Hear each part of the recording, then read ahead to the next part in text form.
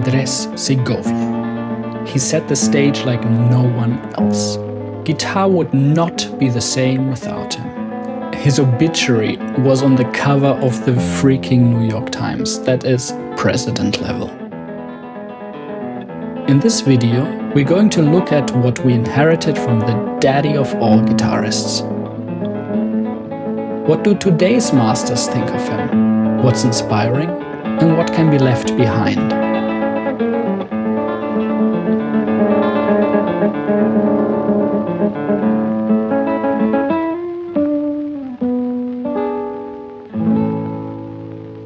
For many people outside the guitar world, for many decades, the guitar was Segovia. So it's very difficult to get beyond that. However, younger guitarists don't think much about Segovia anymore. To them, he's just the guy on the string packets. If you happen to know a bit more, maybe heard some gossip at festivals, you might think that he was a grumpy, self-serving maestro, someone long superseded by more advanced generations of players. As it turns out, there's more to him.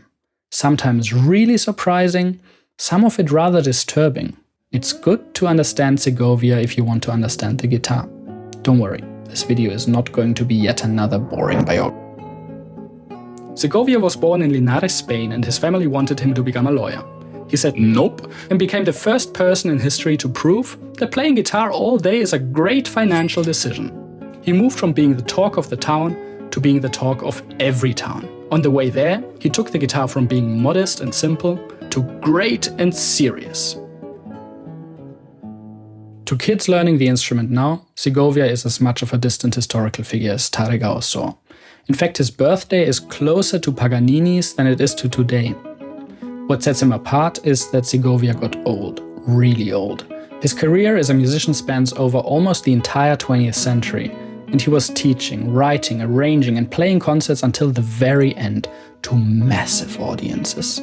Segovia didn't perform like your usual classical solo guitarist. He sold out the big theaters, thousands of people gathering to witness him. The venues were often comically outsizing the musician and his instrument, which was unamplified whenever possible. Segovia hated using microphones. His concerts relied on skillful projection, immense amounts of expressiveness, a strong stage presence, and of course a disciplined audience that had to remain quiet no matter how large it was. From what I've heard, this worked more often than not. The concerts, especially during his prime, are held in high regard and considered memorable events, recalled with fondness even a lifetime later. Segovia was a huge cultural phenomenon. In fact, more than once I talked to older folks that might not even know anything about guitar, and they will still remember visiting his concerts. For example, a friend of mine from Minnesota. She recalled being at a Segovia concert when she was little. I looked up Segovia's concert calendar from that time and found a newspaper article announcing the event. Even back then, 63 years ago, Segovia was described as the grand old maestro, with an endless career behind him, expecting to retire in 4 or 5 years. Good grief. In reality, he ended up spending another 26 years on stage. In between that concert and Segovia's eventual death, other very nice young men had their entire careers happening, and some of these he wasn't too fond of. The newspaper article closes with this line. Does he ever play contemporary music? No, never. He likes some folk music, he said, but not professional folk music, which is only for show. I knew that Segovia had a traditional outlook and strong opinions, but reading such a confident condemnation of popular music here in this random, innocent newspaper article, I still found it surprising. As it turns out, Segovia didn't just oppose popular music, he also turned his back on flamenco, the very roots of Spanish folklore he grew up with. I think one of the key things about Segovia is that he is a man of the kind of between-war period. Aesthetics and historical context was all very, very different. At the same time, he absolutely detested a large part of what was developing in contemporary classical music. At this point, we're cutting options left and right. I mean, he was a very complicated character. And, you know, it was the era of the great man, of the maestro, and he certainly played up to that a lot. All these sorts of iconic performers largely performed music from Bach to sort of early 20th century, perhaps Rachmaninoff.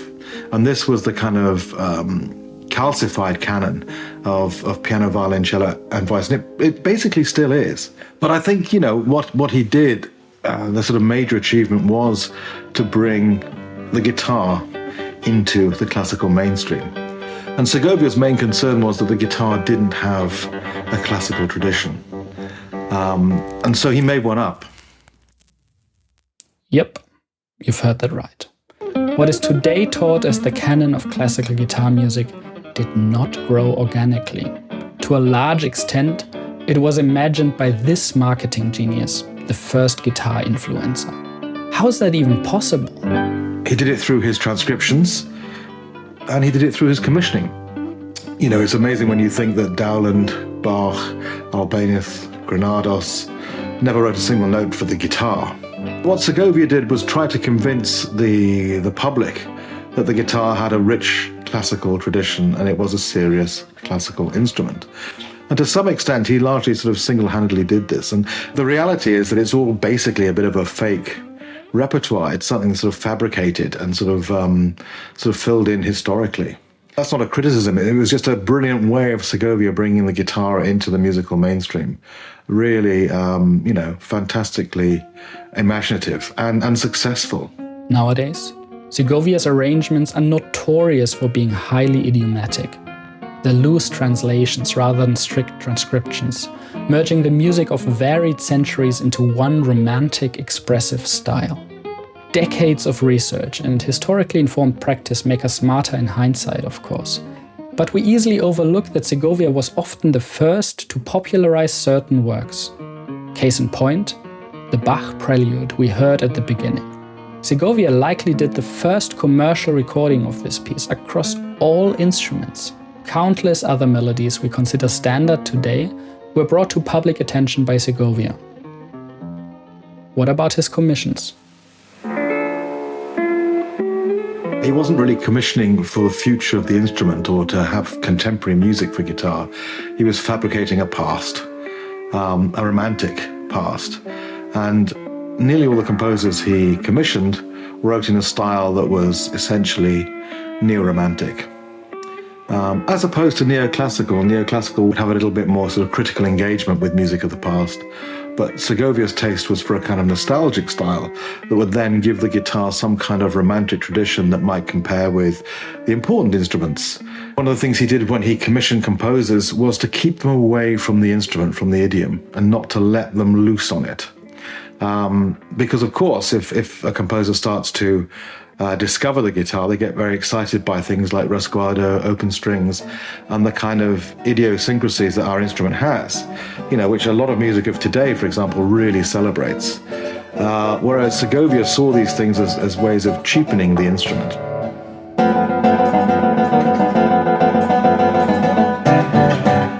His idea that they would just simply write music, and then he would do a sort of arranging, transcribing, translating job to make that music work on guitar. And that was the deal. And all the composers knew this. But the thing is, you get the impression, certainly from reading the letters with Ponce and the letters with Castro and Tedesco, that Segovia was incredibly dictatorial about exactly what he wanted. The first half of the 20th century was a time of constant turmoil, politically, culturally, socially. In Spain, tensions erupted into a full-scale civil war, an immense catastrophe in so many areas, including music. While touring in the Soviet Union, his house was looted by supporters of the Republican government. Through fortunate circumstances, he managed to get away from Spain and chose to live in exile in Uruguay. From there, far away from the danger and to the dismay of many, Segovia voiced his support for General Franco, and a lot of later animosity towards him stems from this. Fellow artists were killed or imprisoned by Franco's nationalist authoritarian revolution. Many more suffered from the oppression that Segovia chose to side with. Whether it was from a deeply held belief or just out of opportunism, that's difficult to determine. There's a wonderful Jean-Paul Sartre quote from his novel Nausea, A man is a teller of tales. He lives his life as if he's recounting it. And I get the feeling with Segovia that he was basically writing a story, writing a narrative, which has him as the main character, him as a sort of central figure. A lot of the early 20th century figures and a lot of the way that the sort of history was painted of that time is about these individuals, these sort of great men. Yes, he started with Franco, but he kind of identified with this notion of this great sort of Spanish tradition. You know, it's kind of summed up more than anything else in the Fantasia Pero and Gentilhombre. Yeah, you know, looks back at this kind of golden age thing. So he was very much into this notion of the golden age. But actually, you know, the golden era for guitar is right now. You know, the amount of activity and the number of incredible players and compositions and things that are being written at the moment, it's the best time the guitar's ever had. That's in part due to Segovia, it's in part due to John Williams, Julian Bream, but it's also to do with a huge cultural shift that, you know, rather than the piano being at the center of music making, the guitar has become incredibly central through popular music, through folk music. It's an instrument that can cross stylistic boundaries very, very easily, very quickly. The technical level now, compared with when I was studying as a student, you know, has gone through the roof. This kind of level of sort of, you know, technical control is something that just was not there before. To sum things up, we can be grateful for what Segovia has achieved for our instrument, while after him there might never again be a guitarist of such singular importance. The instrument itself is more popular than ever. At the same time, we can also be grateful that his ideas and methods no longer dominate. Nowadays, crossing stylistic boundaries is the norm, not the exception. The standard repertoire is evolving and growing faster than ever, this time organically and with modern compositions becoming accepted to the mainstream a lot quicker than for other instruments. More than anything, teaching styles have evolved, emphasizing individual qualities over the authoritarian master-apprentice approach. Tonebase is the next step in this evolution, democratizing the access to methods and knowledge that was until now sheltered behind the doors of universities and conservatoires. Many thanks in particular to Professor Stephen Goss, whose contributions to Tonebase are already immense. If you sign up for a 14-day trial period now, you get immediate access to our entire library, including dozens of excellent productions by and with Professor Goss.